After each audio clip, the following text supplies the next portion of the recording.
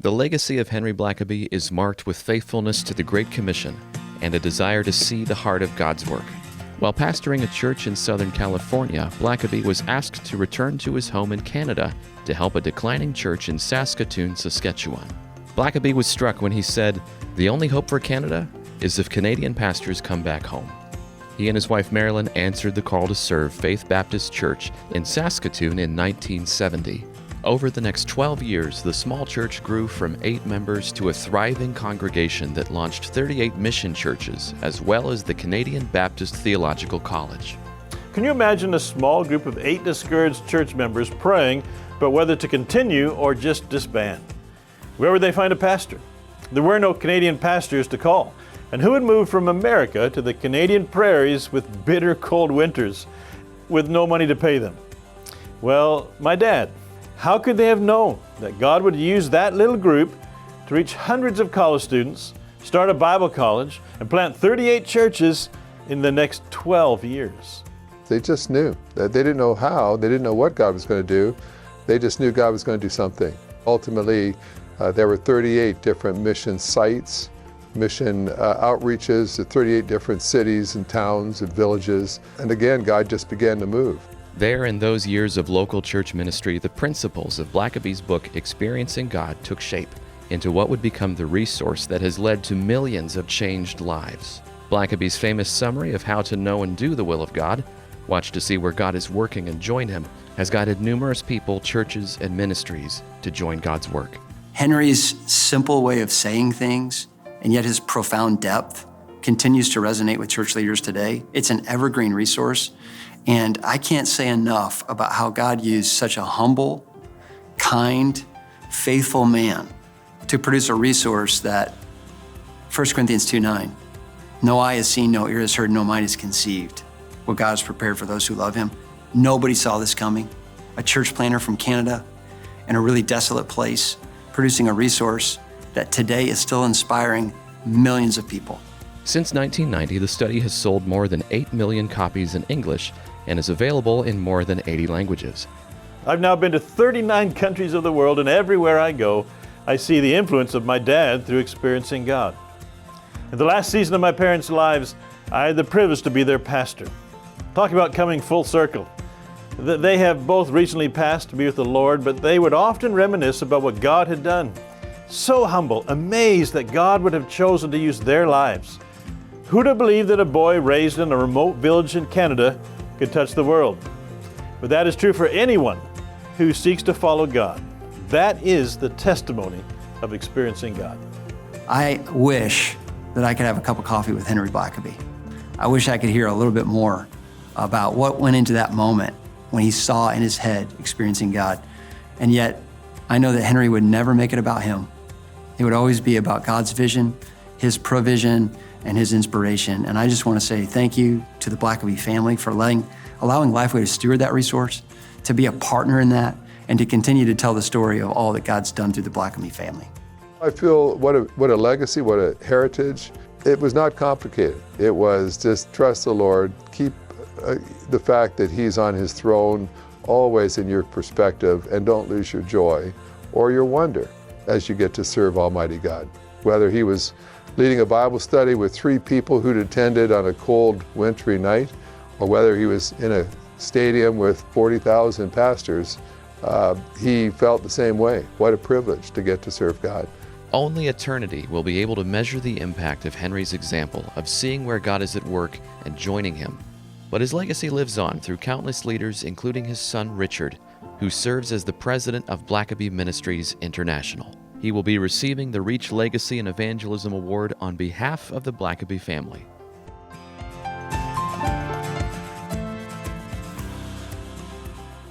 First Timothy chapter 5, verse 17 admonishes us to let the elders who rule well be counted worthy of double honor, especially those who labor in the word and doctrine. A few years ago as Kentucky Baptists, we began each year at the Reach Evangelism Missions Conference trying to pay double honor to those who by the Lord's grace and favor have been able to serve in a significant ministry, have finished well, or are finishing well, and by the Lord's favor have left a legacy that is impacting evangelism on a national or perhaps even an international scale. As you saw in the video, we're honored this year to celebrate the legacy of God's ministry and impact through the life of Henry Blackaby. Would you welcome his son, Richard?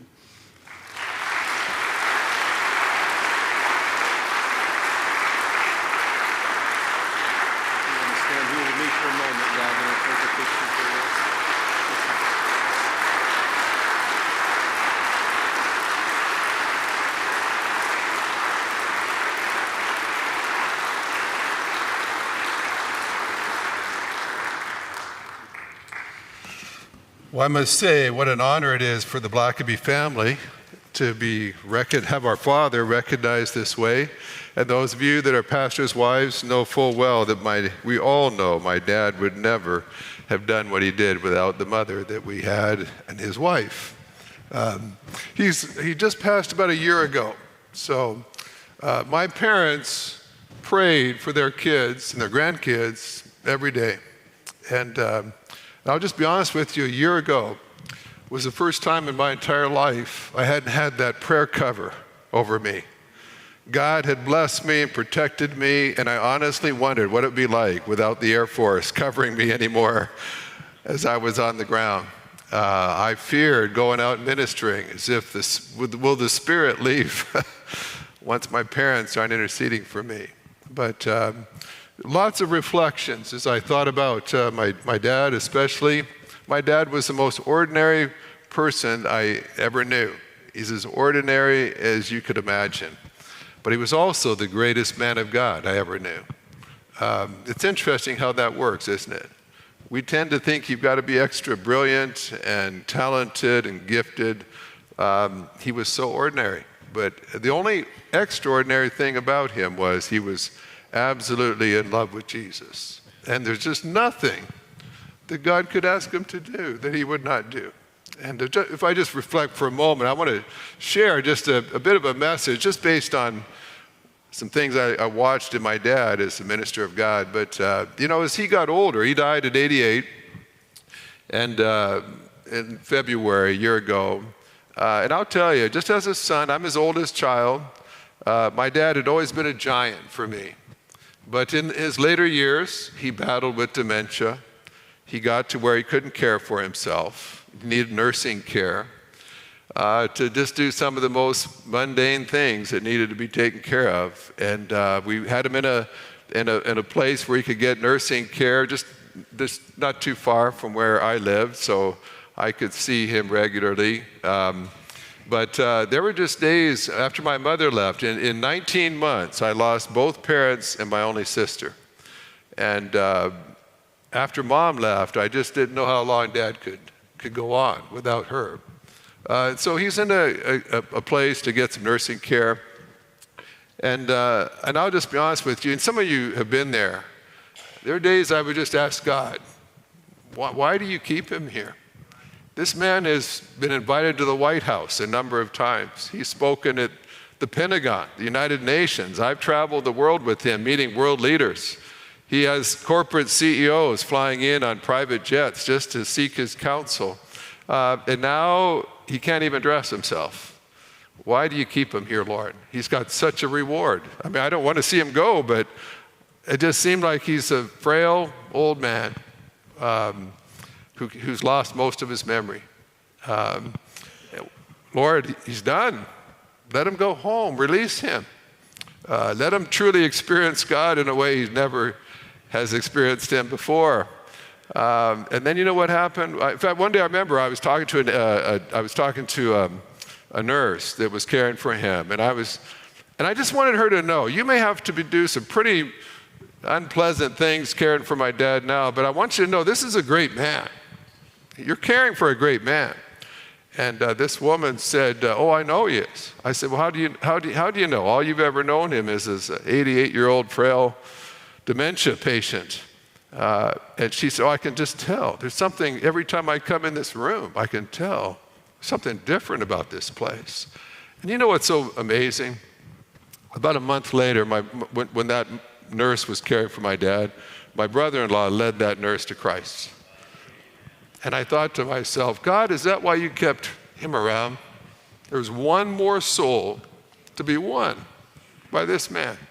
And it was like God just said, I'm not quite done yet. One more person to enter eternity. And then the week that he died, I had left to go to South Africa. I was speaking in Cape Town the day that he died. And I was actually his Sunday school teacher. So on Sunday mornings, I would drive to his home, pick him up, bring him back to church, take him up to my Sunday school room, and then I'd take him into the service, and I did that every week. But I was out of town, and I just had failed to negotiate someone who could go pick my dad up. So the last Sunday of his life, he wasn't in church. He didn't go to his church, where my brother's the senior pastor. But the activities director loved my dad. She just knew this is a special, special person. And it dawned on her, well, his son hasn't come to get him. So he's probably down in his room by himself. And they would have a church service that they would conduct for all the people who lived there. And so she goes down, sure enough, there he is. She gets him and says, well, come to church with us. We have church here. Brings him on down. And then this woman, I don't know what, I guess it was the Spirit of God.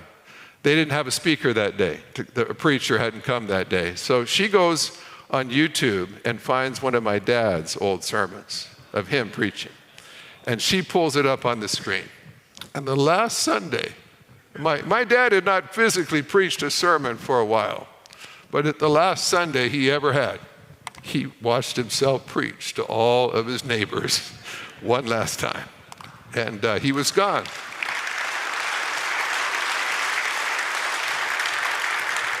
And as we heard from Caesar, God has a purpose. God has some work for all of us to do. And when we're done, he'll let us know. But until then, we keep serving. And God keeps using us. Well, you know, if you've heard anything about this story, my dad, he was a Canadian, went down to San Francisco to go to Golden Gate Seminary. And then he came to a church in Los Angeles. The church was doing well. They loved him. Things are going great. And then he got the call that you heard from in the video. There was a little group of churches in Canada that identified themselves as Southern Baptists. Now, Southern Baptist Convention had never seated them, but you asked them, they'd all tell you, we're Southern Baptists. We do things the Southern Baptist way. But they were dying. They thought that if they just used Southern Baptist curriculum, that God would just bless their churches, they'd all grow. And these churches were struggling. These churches had not started a mission in quite a while. Many of them were declining. And this little church in Saskatoon was down to 10 people. 10 people left. They actually had a for sale sign out front and told my dad, no pressure, but if you don't come, we're going to sell the property and disband the church. And when my dad announced that he was going to go up to Canada, pastors drove over 100 miles and urged my dad not to waste his ministry on a church that was going to die anyway. And my dad just said, how can a church with Christ as its head ever die? He said, we can't let it. And so he said, if no one else will go, we will go. And people would try to, one person actually said to my dad, they said, Henry, if you move to Canada, no one will know where you are. And my dad's response was, God will know. And I'm guessing that will be enough.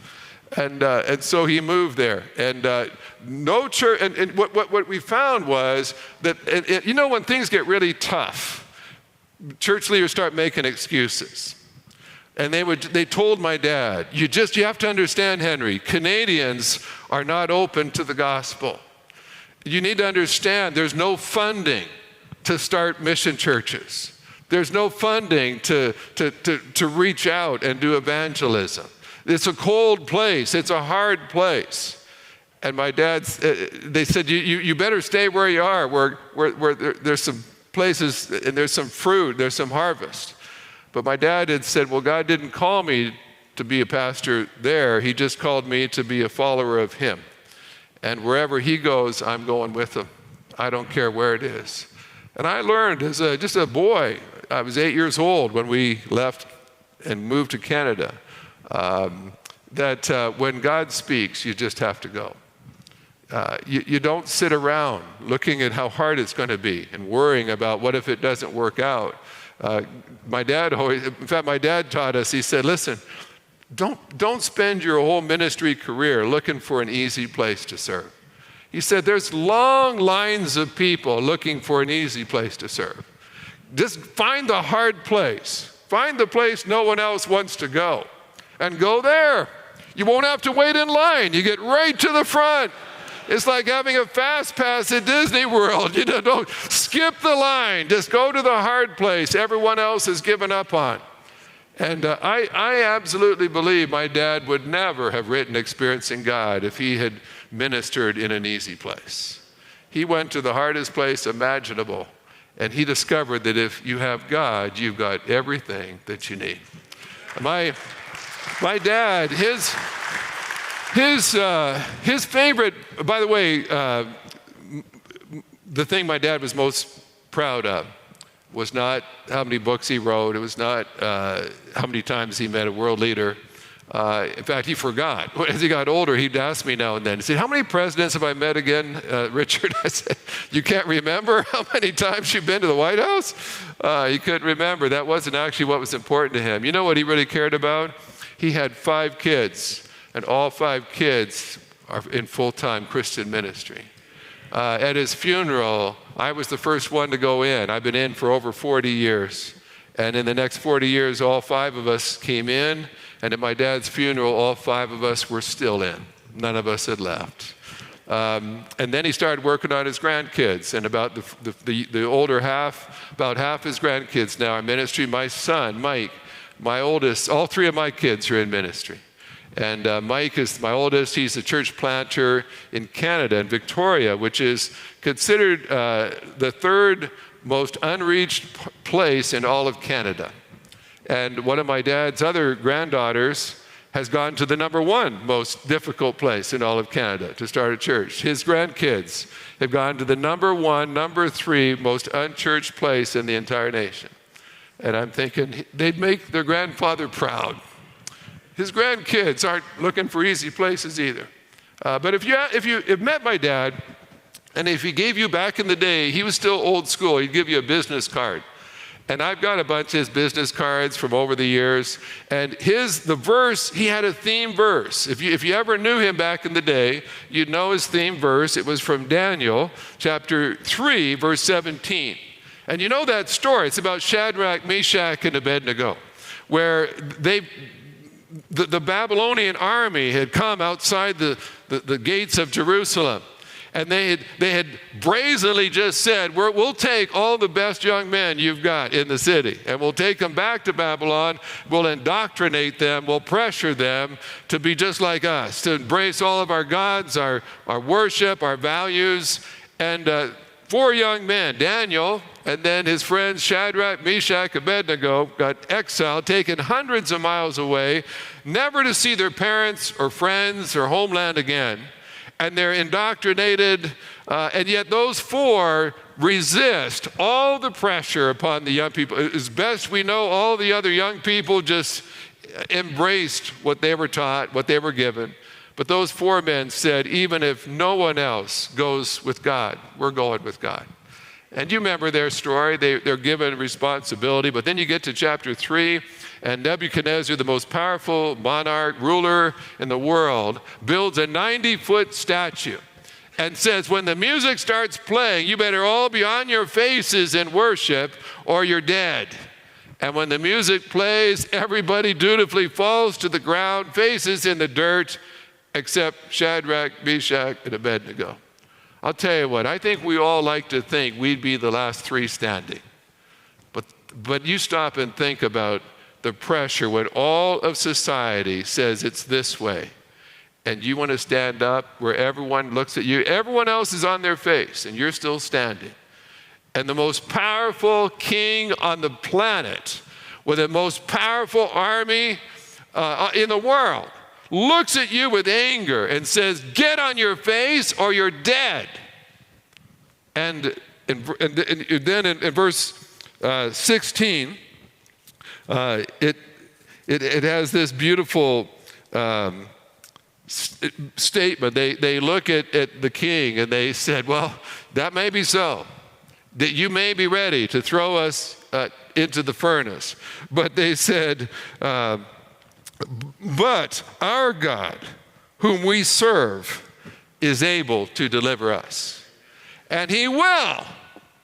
And even if he doesn't, they said, we're still going with him anyway. And my dad took that verse in verse 17 and he kind of cut it down a bit, modified it. And the way he said it was, our God whom we serve is able.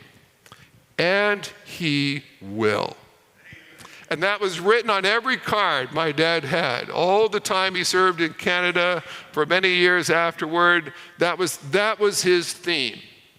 Our God, whom we serve, is able. And folks, I want you to understand that is the secret to why God used my dad so powerfully. He did not say, my seminary education is so powerful that I will have a fruitful ministry. He did not say, I'm such a good preacher that God's going to grow my church. He said, our God is able. It's my God who's going to do it. And folks, I want you to understand something. Your ministry results are not based on the size of your budget, staff, facility, or congregation, but on the size of your God. How big is your God? When my dad got to Canada, the other pastors said, Henry, just let you know, we're all just holding on. We're hanging in there. We're trying to survive up here. Don't try doing anything crazy. Do you know, the day that we arrived in Canada, a car pulled into our driveway. We hadn't even unpacked our suitcases yet. A car pulls into our driveway. 5 men get out. They'd driven 90 miles from another city, and they said, will you be our pastor too? Will you start a mission 90 miles from right here? And before my dad had even unpacked his luggage, he'd already started his first mission. And people knew then, this guy's crazy. This guy's not following the party line. Everybody else, when the pastors got together, they talked about how hard it was. How if only I had more money, then just imagine what we would do. If I just had more people, if I just had a better location, if we could just get a better sound system, if I could just build a better auditorium, then my dad would say, I'm not trusting in any of that. I'm trusting in my God because my God is able. And so I would identify 3 things I learned from my dad that he drew from that passage. And the first simply was that he had complete confidence in God. I'll tell you what, when every other person is on their faces worshiping a 90-foot idol, it takes a lot of confidence to be the only people still standing up. And when King Nebuchadnezzar looks and points over to a fiery furnace and says, that's where you're going, if you don't get down right now, to look the most powerful man on the planet in the face and say, well, that may be what you're thinking of doing, but let me tell you something, our God is able to deliver us. And we're trusting that he's going to. And so the confidence that that used to just blow people away about my dad. Person after person. See, when my dad got to his church, the entire monthly offerings the month before was $90. And my dad was so brazen that not only did he move there with his 4 sons and a daughter that was coming a few months later, he moved with his worship pastor and his family of 5. And so he's moving 12 people to a church running 10. And that had collected $90 in total offerings the entire month before he got there. How are 2 staff people with 8 kids going to live on $90 a month? People asked my dad when he got there, well, how's it going so far? He said, great. He said, we've already more than doubled attendance. He said, at this point, we'll be a mega church in no time. It's tough growing up where everybody says your dad is crazy. Because if you just looked at the tiny little building that he was in, you'd say, why would you move to a place so small? When you looked at the motley little group of people at his congregation, you say, you left a full church for this little group of people, but he had confidence in God. And I want to just tell you something. When people tell you your church is just too dead to turn it around, your church hasn't grown in decades, it's too late, it's too far gone. My dad would look you in the eye and say, our God is able. And when you say, well, we don't have any money, he would say, but our God is able. There's too many churches being run by their budgets instead of by their God. If you don't have the money, it doesn't cross your mind that God would do something that you can't afford. Folks, God help us. If America only gets the ministry that our churches can afford, it's lost. It's our God that does the work, not us. And you can say, but we've been trying to reach our community. It's unresponsive. They're not open to the gospel. That may be so, but our God is able to reach our community. Let's ask him what it will take. My father, my dad, he was so audacious. People just don't have any idea. He was just off in some hinterland in North America. No one had any idea the crazy things he was doing. My dad got there, and it didn't just grow like overnight. It was tough slugging. He'd inherited decades of unbelief in that church, where they just didn't believe even God could turn that church around. And so he began to just get them God-centered again, to understand what God could do. And when the church finally had gotten up to about 60 people, 60, we called our first staff person. Now, we already had a worship pastor and the pastor that arrived there. But the next staff person, do you know who it was? By the way, we had a wonderful worship leader, but he lasted 2 years and couldn't take it. And he left. And so my dad was left. He was the only staff person. When it came time to hire the next staff person, do you know who he hired?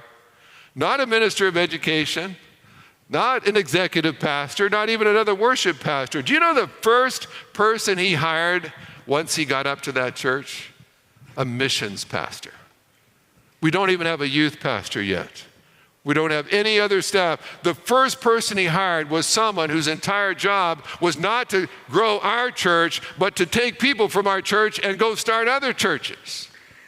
What church of 60 hires a full-time missions pastor to go up and down the highways finding new places to start churches? Only someone who's absolutely convinced that our God is able. And that man, Len Coster, I think he had a picture of him. He's a godly man. Just had a heart just like my dad. The man on the right was Len Coster, the missions pastor. And I'll tell you what, before my dad left, 12 years later, our missions and their missions had started 38 other churches. And people would say, well, you have to first grow your church. Your church has to be have you ever been told this? Your church has to be a certain size before you can start another church, right? My dad would say, well, how big does your church have to be before it can obey God? God's telling us to go. God, as soon as we're big enough, we'll go with you. He'd say, I'm just going to obey the moment God speaks. And I'd never known a church back in those days that had a mission pastor, but we did, running 60. You hardly ever saw Len because he was hardly ever at our church. He was always out doing services all up and down the highways, everywhere that the highways went across Canada. And so my dad first just had a confidence in God, just like Shadrach, Meshach, Abednego. But secondly, my dad trusted God in crises. Shadrach, Meshach, Abednego, we read these Bible stories too quickly. Like these are teenagers that have just been yanked away from all of their family. Their parents, their brothers, their sisters. They're probably never going to see them again. To a land, they don't even speak that language. And they're told you either conform or you're going to die. That was the biggest crisis these young men had ever faced. Can I tell you something? Some of the biggest giants have grown through crises. In fact, I think there'd be some much bigger spiritual giants today in the land if we just stayed in the crisis and trusted our God that he was able. But too many times the crisis comes and we bail for an easier place.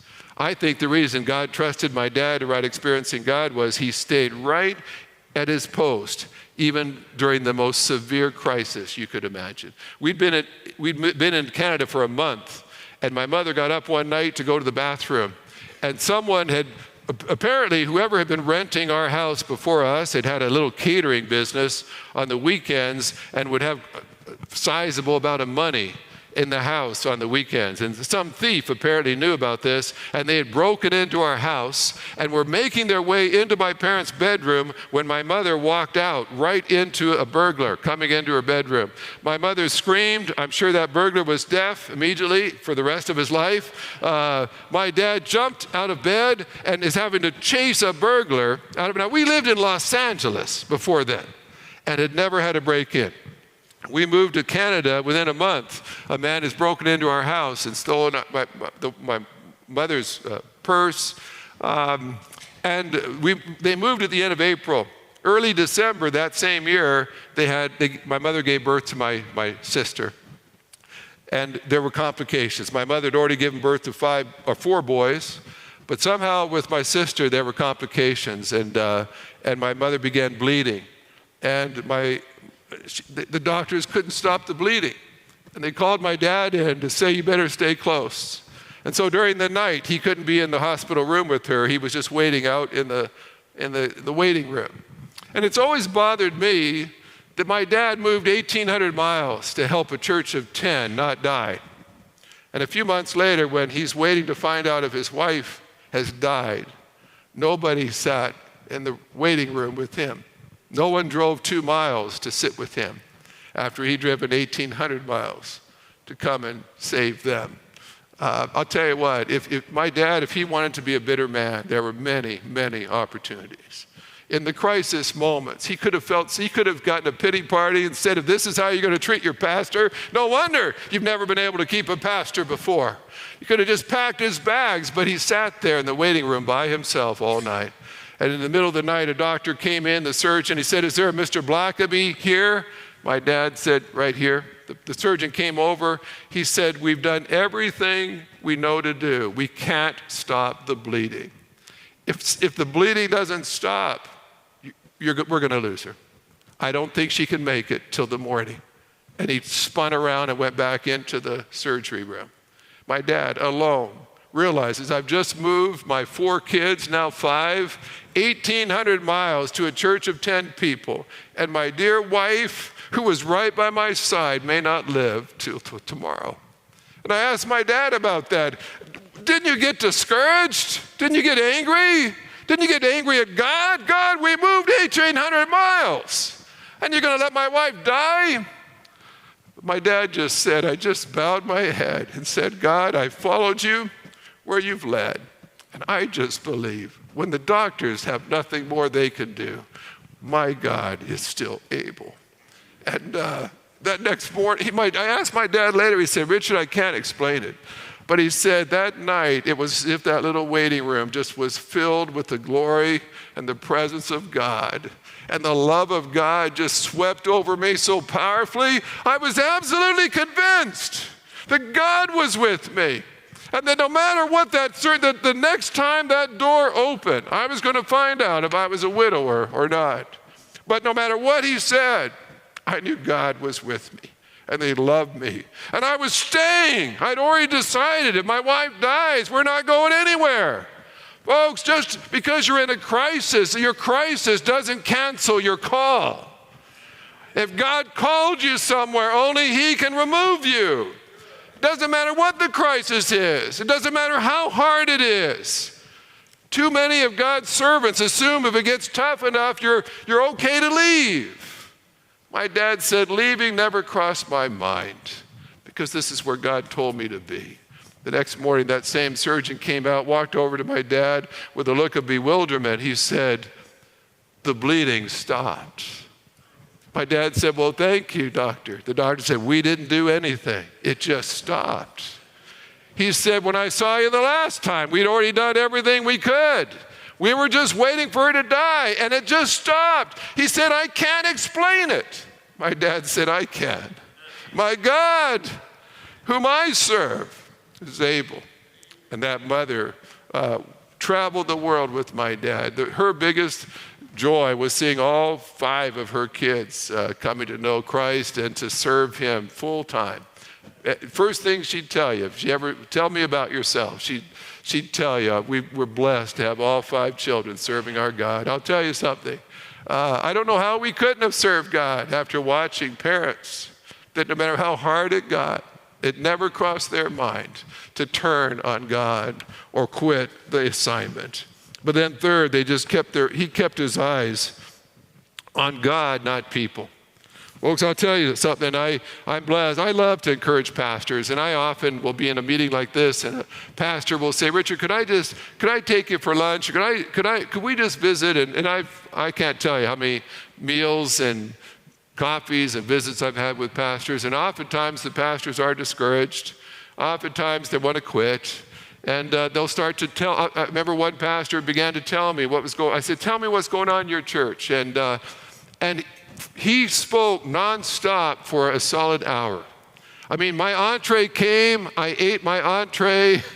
He's still talking. He's telling me about how hard the people are, how closed the community is, how tough the economy is, how worthless his staff is, and how carnal the deacons are for an hour. And after an hour, I'm already eyeing up the dessert menu. He finally looked at me and he just said, "Well, wouldn't you be discouraged if you were me?" And I said, "My brother, I don't mean to make light of all the things that you're suffering right now. But I said, I want to give you one observation. I said, I asked you what was going on in your church. And I said, you've spoken and given me an exhaustive overview for the last hour. But I said, can I tell you what I've noticed? After an hour of talking about your church, you have not mentioned God one time. Your focus is on people, not God. And I'll tell you what, when I see pastors consumed with their critics, with the problems, I know that if they're not liberated from that soon and get their eyes back on their God, their ministry will be over. People will disappoint you 100% of the time if you give them long enough. But God is able. Your people, if they made promises to you in the search committee, they may not keep them. If they said they'd be there for you, as soon as we get a few more people, we'll raise your salary, and then they didn't. I'll tell you what, it doesn't take long to get disappointed with people. And I see a lot of ministers, they can't get those people out of their head. And you'll never see God work powerfully in your ministry if you're being driven by your critics instead of your God. I've had pastors literally say, I had some opponents in my church, and we just had to leave. We just had to leave. I said, why? Because you have critics? Well, yeah, Richard, you've got to understand, they were vicious. They were unkind. I asked one pastor, well, who called you to that church? Well, God did. I said, so you're letting God call you to the church? You're letting your critic remove you from the church? Get your eyes on God. Because the victory I've wondered how many victories would have been won had God's servant only stayed at his post to see the deliverance of Almighty God. But they couldn't stay. My dad you weren't going to move him. I remember at one point, as God really began to work and miracles were happening, and there was a buzz all over North America about what God was doing in our church. There were some other pastors in Canada that got jealous. I'll just be honest with you. They got tired of other people talking about Henry. Now, my dad didn't talk about Henry Blackaby, but other people did. And these people, if someone said they served in Canada, sometimes Americans would say, oh, do you know Henry Blackaby? And some people didn't like that. And so at a certain point, 3 pastors wrote a letter, and they sent it to every American church that was sending financial support for their mission work. And it was just filled from beginning to end with lies about my dad. Just blatant lies. And they sent it to anyone trying to support, pray for, in any way support my dad in his ministry. he had 38 different mission posts. So that none of the money came to our church. It was just funneled through our church to support all the mission work, and now they're trying to cut it all off. Well, eventually word got back to me. I was about 18 at the time. And I'm big enough. I played hockey. I was ready to get my hockey stick and go after some of those pastors. And I asked my dad, I said, Dad, listen, you're the most respected minister in this country. You could expose them. You could call them out. You could call a meeting and have them disciplined, thrown out of the denomination. What are you going to do? He said, nothing. I said, what do you mean, nothing? He said, when I started following Jesus, I handed him my reputation. It's not mine anymore. And I'm not going to waste my time running around trying to put out fires and be all concerned about what people think of me. He said, there's only one person I care what he thinks about, me, and that's God. And as long as God and I are good, I could care less. He never said a word. In fact, when he would meet those pastors later, never brought it up. He'd smile, ask how they're doing. I said, how can you be nice to them? Because what happened is when they sent out those letters to all of our supporters, a bunch of the supporters just forwarded the letters to my dad. It said, Henry, I thought you'd want to know what some of your fellow pastors are saying about you up there in Canada. He knew exactly what they said. I never heard my dad say an unkind word to any of those men. But you know what? All three of those men ended up out of the ministry. Two of them ended divorced. I mean, it was brutal. My dad said, listen, God has a way of defending you far, far more effectively and thoroughly than you could ever defend yourself. He said, I'm just leaving that to him. He is just. He is righteous. My mother, literally, in later years, she would, I heard my mother say this many times. She'd say, if anyone ever began to oppose Henry, she said, I'd run up to him. I'd want to grab him by the collar and say, quit, stop attacking him before it's too late. She said, he won't do anything. It's God you got to be worried about.